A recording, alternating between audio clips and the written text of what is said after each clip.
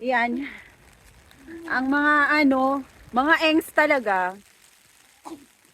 Kasi, di ba, naulan, pero in fairness, nandito sila sa Fuji Q. Yan, newlyweds. Ayan, sige, enjoy pa kayo.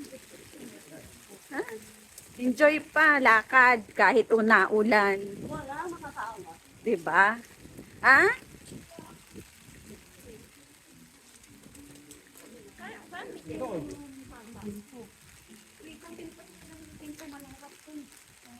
Di ba?